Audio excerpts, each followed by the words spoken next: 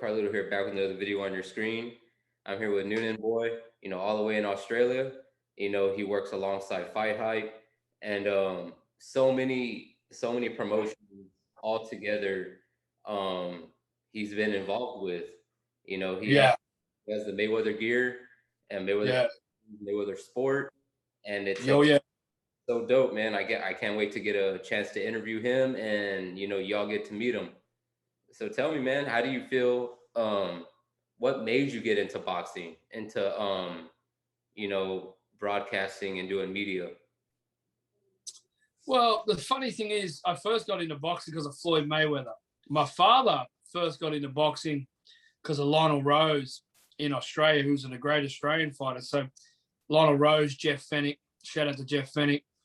But me personally, it was Floyd, who's right there. And he is in my office here. That's Floyd in my office in my house. So Floyd Mayweather, and then I had the opportunity when I was over in America many years ago to network and obviously be a part of boxing media, and joined up with the Fight Hype team, which is very heavily aligned to Floyd. And as you saw the other day, it was great to see my boss get a shout out, from Floyd.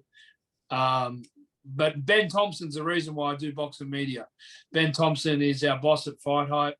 He's a great person, very, very loyal. He's taught me so much over the years around integrity and how to cover the sport. Just amazing, And that's basically how I got into it. And then now it's sort of gone off into so many different ways. And this is not disrespecting other correspondents that we've had with Fight Hype, but it doesn't matter if my channel or our channel blows up and gets so big. It'll always be Fight Hype. It doesn't matter how you cut it, slice it, or dice it. That's how it'll be, forever. That's so dope, man. You being able to network with Floyd himself, TBE, and who else have you got a chance that when you look back at your career and everything that you have done, what do you take from it the most besides Floyd? It's hard. To be honest, I think for me, and this was really like, there's so many different facets. And I was just saying to a fighter today, Liam Parrow, actually, shout out to Liam Parrow. When you work in boxing media, you're a fan, but you've got to remember what I take from it is you're always subject to your opinion of, oh shit, the guy in the media said he's with that guy. So you've got to be very, very careful how you cover it. You can be accused of being biased or unbiased. I'm not going to lie. I've been accused of not being unbiased before with certain stuff. So looking back on how much I've done in the sport, you have so many ups and downs. You know what I mean? There's so many different varieties of how you cover it and how you enjoy it. You just got to be careful. You know what I mean? The inner circle of teams that you work with, confidentiality is a massive part of it. You know what I mean? Like sometimes I work with fighters and you'll get that close to your team. You feel like you're part of the team. You know what I mean? That's particularly here in Australia. Not so much when I was in Canada and in America, but you develop so many great friendships. You know what I mean? You get to meet. This is the thing too, Carlos. You get to meet so many people.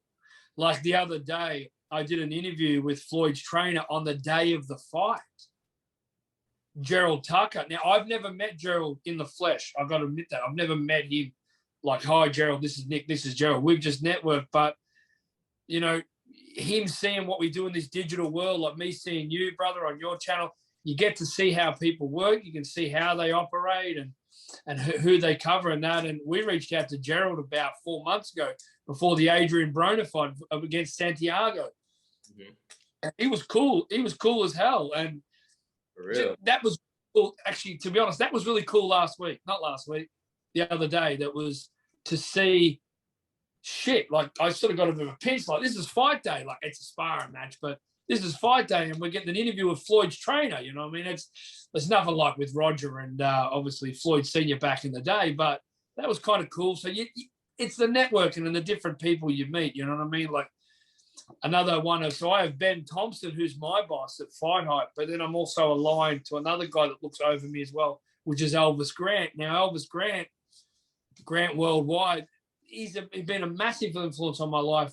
I've known Elvis a while, but really particularly the last 2-3 years, him teaching me the advisor and management side of boxing, him teaching me how it works different. I'm always learning about how it works in different ways. So, man, we could talk for hours about, there's so many different things that you can take out of covering boxing, you know, for the years that we've done it, you know.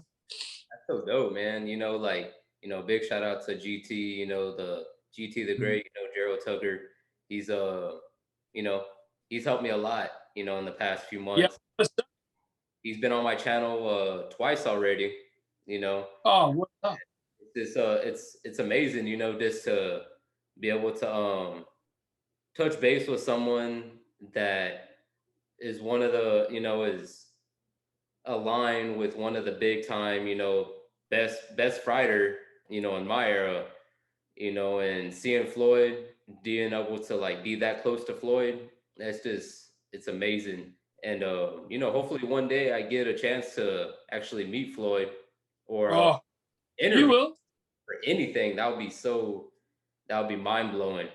And He's just, he's a cool. My boss Ben Thompson knows him, you know, from a media point of view better than anyone. But Floyd's a cool cat, bro. I've got to hang out with Floyd a couple of times.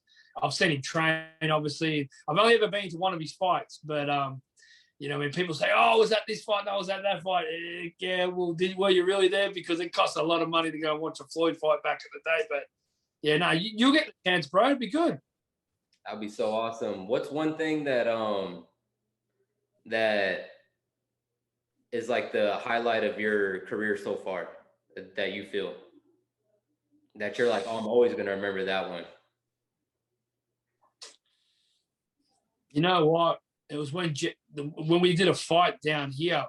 It was the Jeff Horn. Well, there's been so many, but when Jeff Horn beat Manny Pacquiao in Australia in front of 52,000 people, that was amazing. And remember that was the first time that Fight Hype had really covered fights in Australia, or that was the first time when Nunanboy got to sort of do his thing. So when Jeff Horn did his fight in 217, then Fight Hype continued on. And then Nunanboy didn't really, like, Nunanboy's only been around since 220.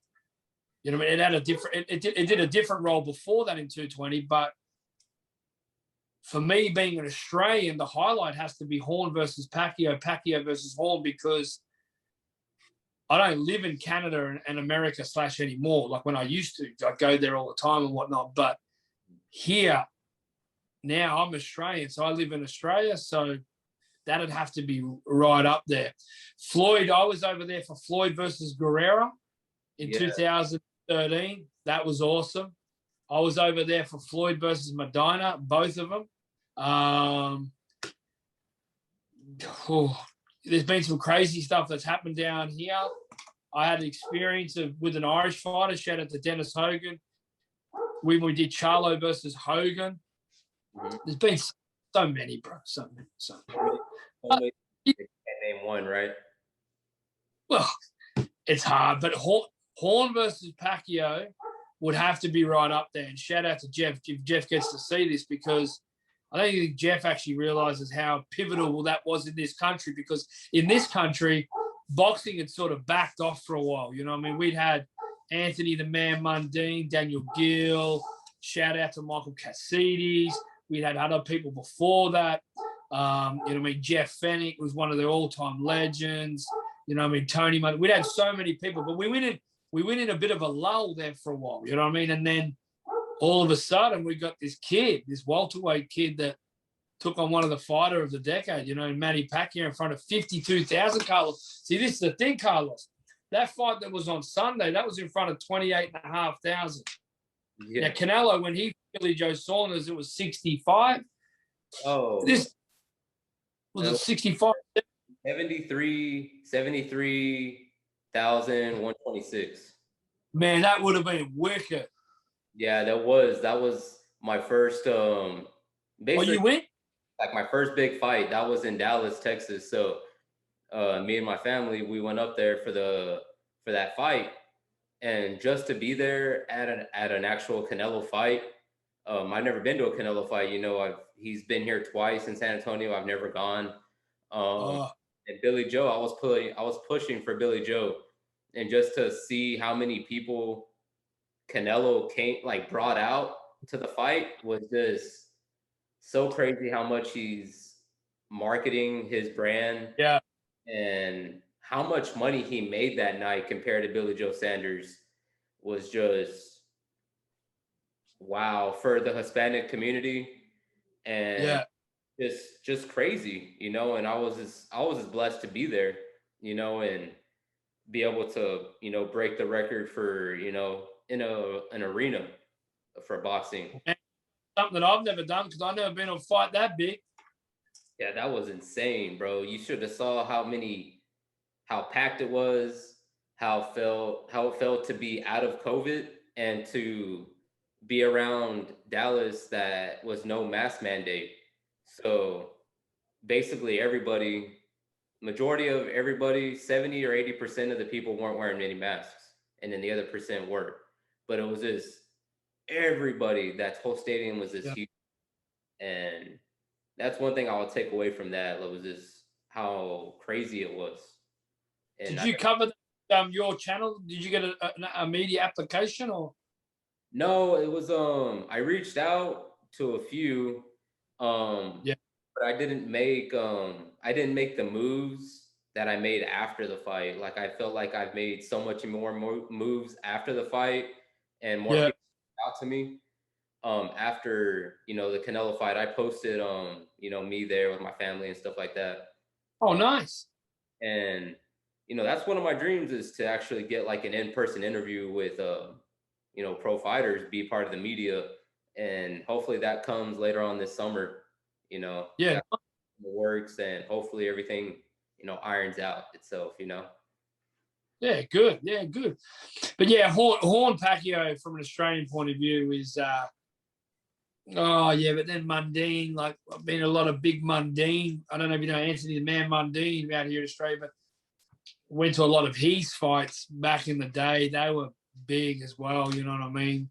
That was sort of like when I was, because I've worked in boxing, but I've been to a lot of boxing, you know what I mean? Like I've been to some big fights here in Australia, but that was years and years ago, but I wasn't working in boxing media, you know what I mean? They're some of the best highlights as well. So there's so many levels to it, but yeah, Horn Pacquiao, 52,000 people, WBO welterweight world title online, and Horn got the victory. So shout out to Jeff Horn. Just pity he hasn't done much after it. Man, I really I've actually reached out to Jeff Horn weeks ago, but I haven't heard anything back. But do you know how to get in contact with him? Yeah, I can ring him into two. We want to bring him in now. We I could. used to speak to Jeff a fair bit. Look, I'm very close with Jeff, a lot of his team. I'm very close with his trainer that used to train him, because obviously Jeff doesn't fight anymore. So they're very good people, and they're like family to me. So Jeff, I wouldn't say Jeff's like family to me. More Glenn and his team are, but Jeff's a good guy. I classify him as a friend, and yeah, you could reach out to him. I don't think I don't think he's really too into boxing anymore. But Just have a legend, like another legend on my channel. It would be crazy, that's the about him. thing, that's the thing I say to people down here. I mean, to become a legend, you got to beat a legend, and he did what a lot of people didn't do. He gave Pacquiao a tough fight. Whether you think that Pacquiao might have just won it or it was a draw or whatever, Jeff got the decision, and what I mean, Jeff. I was trying to give Jeff some credit. After that fight, Jeff was in a fight with Corcoran, obviously later on that year, and he defended his WBA world title in a very tough fight and got the TKO technical knockout in round 9. And then he went up against Crawford. Now, when he fought Crawford, that was a tough fight. You know what I mean? But I actually think he's probably fought one of the best welterweights in the last 10, 20 years.